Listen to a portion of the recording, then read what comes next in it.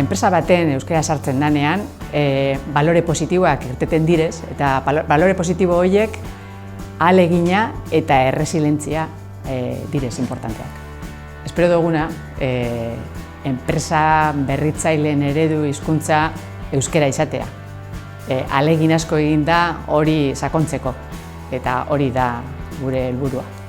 Gure enpresa batean euskara sartzea, bakarrik hori berritzailea da gure enpresa.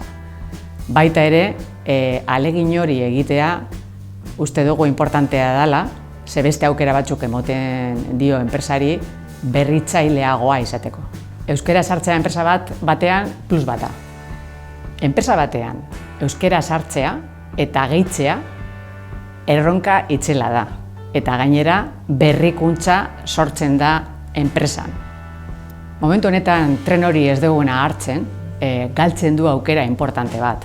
Gizartearekin harremana jartzeko, gizarteari ezagutzeko, eta beste modu batean gauzak egiteko, berritzaileak izateko. Zuen enpresan, nola baloratzen da euskeraz lan egitea, eta euskera gainditzea, berrikuntzarekin zeo zer konektatuta dago?